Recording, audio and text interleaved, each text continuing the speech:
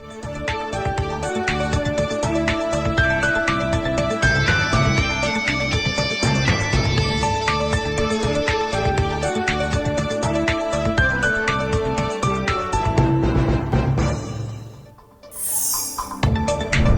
the 11th anniversary of the presidential mosque crime, Yemenis consider a direct attack against state leaders and institutions. Despite truce extension, Houthis continue to bomb areas in Taiz to undermine peace efforts.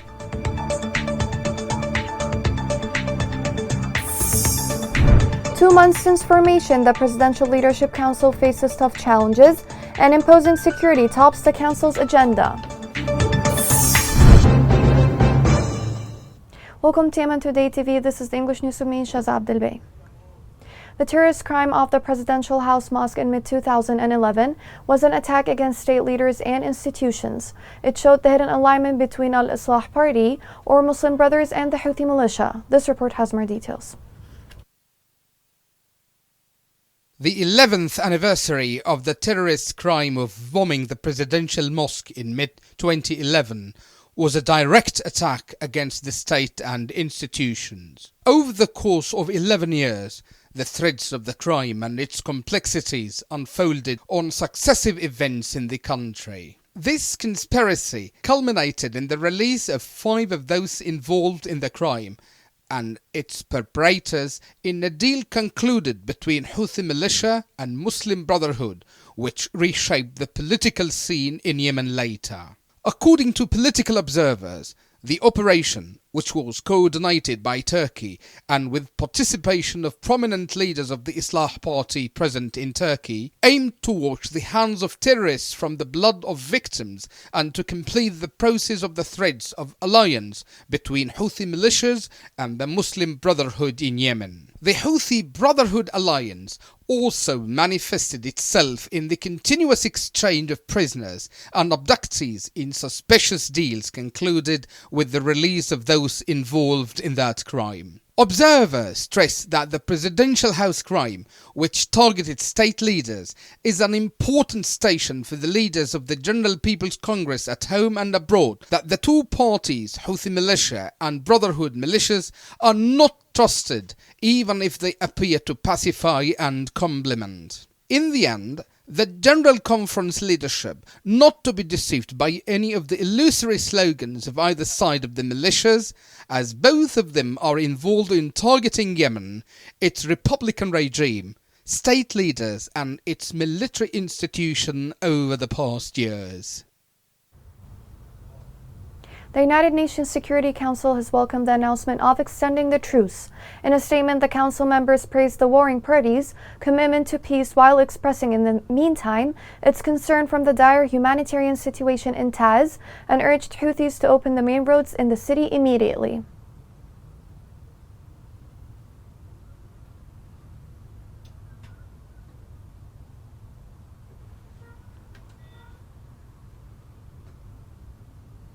Secretary of State spoke with UN Special Envoy to congratulate him on his leadership on peace efforts in Yemen. The Secretary repeated the United States' commitment to supporting a resolution to the Yemeni conflict. Secretary Blinken stressed the need for the parties to the conflict to seize this opportunity to bring relief to Yemenis. President Joe Biden welcomed the announcement of truce extension in Yemen. He added that thousands of lives have been saved as fighting rescinded for the first time in 7 years. Yemenis were able to fly from Sana'a to destinations outside Yemen. He further added that the truce helped in easing Yemen's fuel crisis.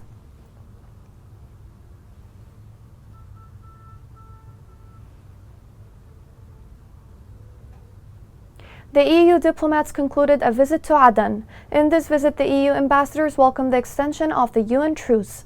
They expressed their hope that it will lead to a lasting ceasefire to reopen roads around Taiz.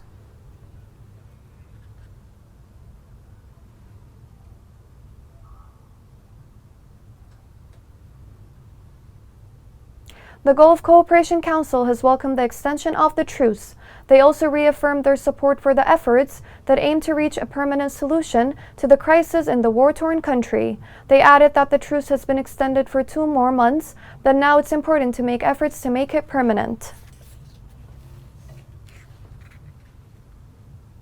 The representative of UNICEF in Yemen said the truce extension will positively affect the lives of Yemeni children and their families. He added that the renewal of the truce will positively impact the safety and well-being of children after too many years of suffering. He further added that they hope this will lead to a lasting peace in Yemen. The announcement of truce extension between warring parties has been received locally and around the globe. Observers consider it an important step towards achieving peace in Yemen. This report has more details. The United Nations said that the Yemeni government and the Houthi militia have agreed to renew a nationwide truce for another 2 months. The ceasefire between Yemen's internationally recognized government and the Houthi militias first came into effect on April 2. And it lasted for 2 months. However, the Houthi militia kept violating it and exploiting it by committing breaches, which have resulted in many civilian casualties. The announcement, which is the outcome of the UN efforts, came only a few hours before the original truce was set to expire later on Thursday. The UN Special Envoy for Yemen said the truce represents a significant shift in the path of the war and has been achieved through a responsible and courageous decision by the conflict parties. In addition, the truce has led to many achievements that would never have existed without this ceasefire, which gave a respite for government forces, the PLC, and most importantly, the Yemeni citizens. However, the militias is still insisting on closing the road and aggravating the suffering of poor Taiz residents, although it was one of the main points that were agreed upon in the UN-brokered truce. The difficult humanitarian conditions in Taiz necessitate prioritizing lifting the siege during the current talks,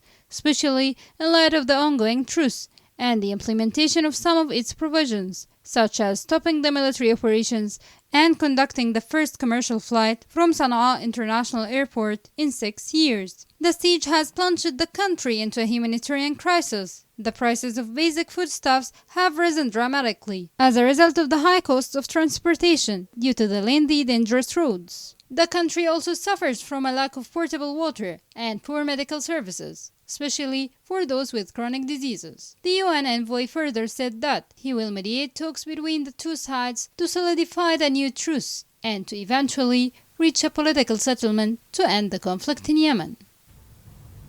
The International Federation of Journalists launched a global appeal to save lives of detained Yemeni in Houthi prisons. A delegation from the Bahraini Journalists Association has participated in the International Federation conference. The union called for dropping death sentences against journalists kidnapped in Houthi militia prison for the 7th year in a row.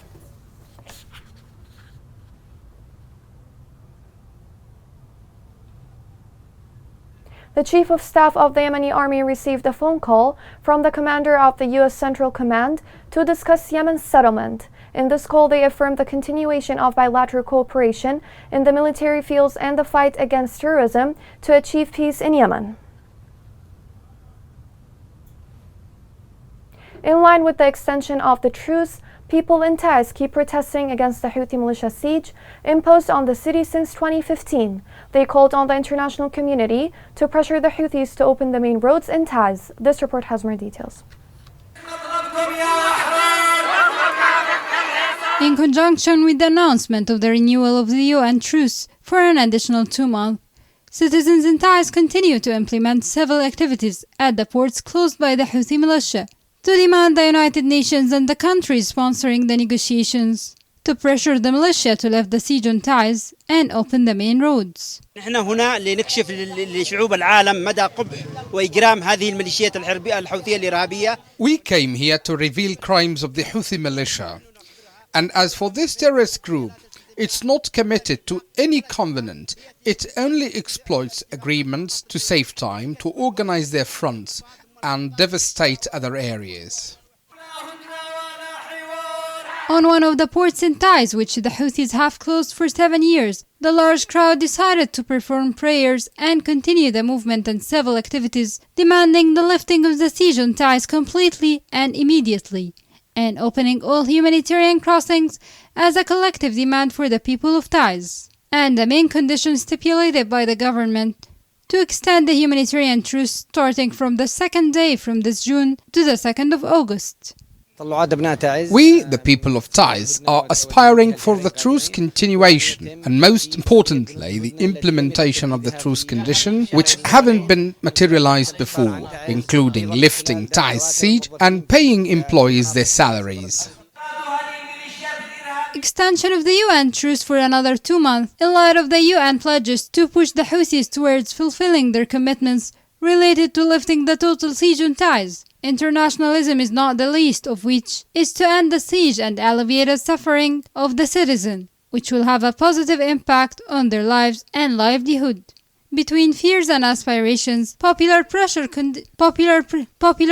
continues in Taiz, demanding the lifting of the siege peacefully or by war. 2 months now since the formation of the Presidential Leadership Council. Despite the Council's efforts to regain state institutions, its efforts are still challenged by a number of issues. Imposing security comes on top of those issues. This report has more details.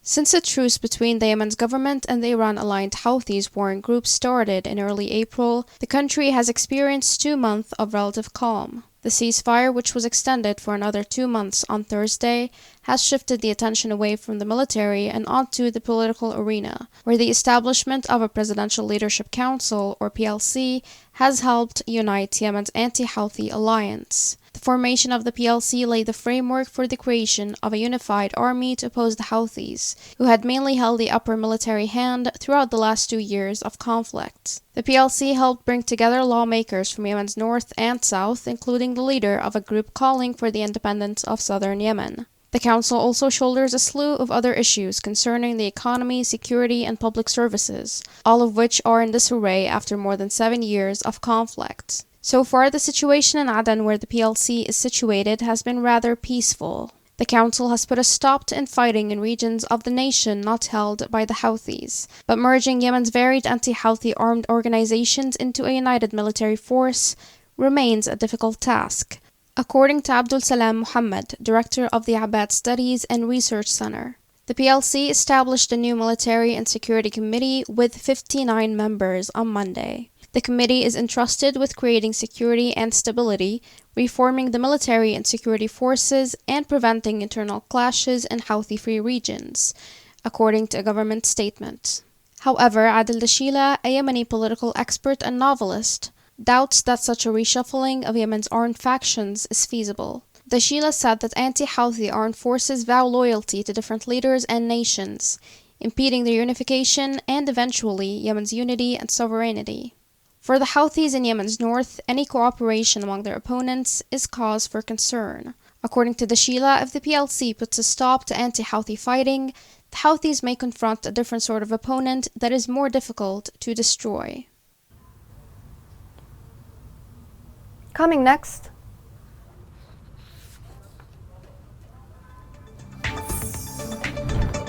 Iran continues its destabilizing role in Yemen and floods the Houthis with drugs and arms.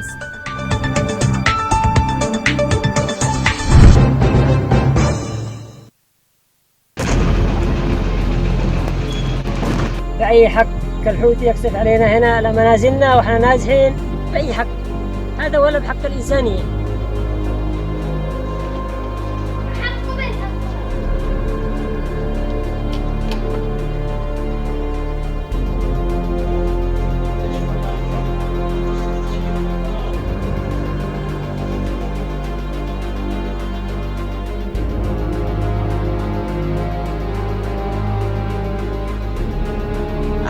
الأمم المتحدة يجون على هذا الدمار والخراب. الآن أصبحنا بلا مأوى. فين نروح؟ الحوثة لم يخلونا ننام ولا نستقر في بيوتنا. بأي ذنب يقتلوا الأطفال والنساء وهم في بيوتهم آمنين؟ يا أصحاب المصيرة الشيطانية اتقوا الله في الناس.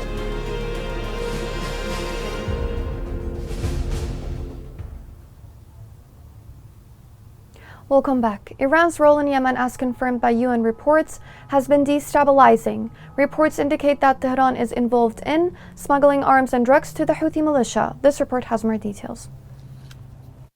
After police detained 6 Iranians for attempting to smuggle narcotics into Yemen, Yemen's communication minister accused Iran of deliberately flooding the country with drugs. Yemen's information minister Muammar al-Ariani criticized the Iranian regime, claiming that it not only smuggles weapons to the Iran-backed Houthi militia, but also purposely floods the nation with narcotics in order to kill Yemenis and tamper with security and stability in the country and region. On Twitter, Ariani stated that the Iranian government is taking advantage of world silence to its terrorist actions, as it manages proxy conflicts and threatens trade lines. According to Yemen's Al-Ayyam newspaper, police in Yemen's province of Al-Mahra declared halting the smuggling attempt on Wednesday night. After seizing a boat carrying 6 Iranian soldiers, officials recovered crystal methamphetamine. According to Yemen's interior minister, security forces intercepted an Iranian ship filled with narcotics in eastern Yemen. Minister Ibrahim Haidan revealed that when unloading drugs on the shore of Hauf, security forces in Mahra were able to apprehend an Iranian ship with 6 persons on board, 5 of whom were of Iranian nationality and 1 of Pakistani nationality. The specific amount of narcotics confiscated was not disclosed by the authorities, and the date of the capture and the imprisonment of the sailors on the ship were not mentioned. It did, however, mention that huge quantities of narcotics trafficked by Iranian nationals had been confiscated in recent months, and that the criminals have been handed over to Hadramaut authorities. According to sources, the Iranian sailors admitted that some of them were thrown into the water to dispose of large amounts of narcotics. The source underlined that they would be handed over to the judiciary to finish legal procedures in their case. The Mahra Governorate Coast Guard confirmed the arrest of a smuggling ship carrying 6 Iranian sailors and another with Pakistanis in November 2020. The Yemeni rial witnessed a new loss against the foreign currencies in Aden. This came coinciding with the outbreak of oil derivatives crisis in light of the resumption of black market activity. Banking sources said that the value of the Saudi rial rose to more than 200 riyals for sale and more than 1,000 riyals against the US dollar, which affected the Yemeni rial.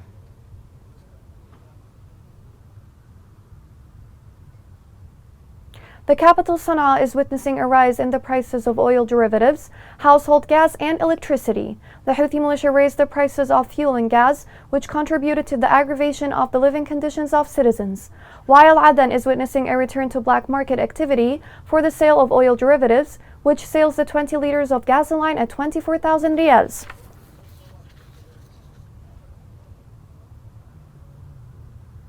The leaders of the local authority in Marib encouraged to support farmers.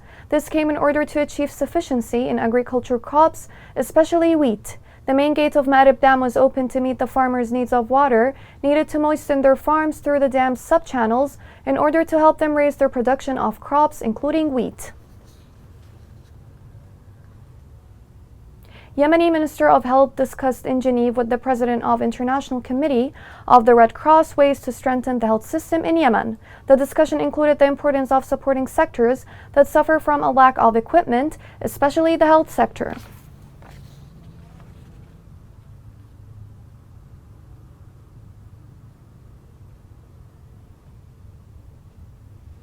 Here's a reminder of the main headlines. In the 11th anniversary of the presidential mosque crime, Yemenis consider a direct attack against state leaders and institutions. Despite truce extension, Houthis continues to bomb areas in Taiz to undermine peace efforts.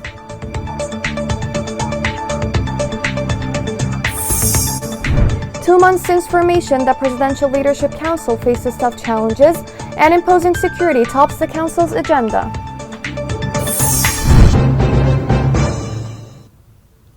This is the end of the news. Thank you for watching.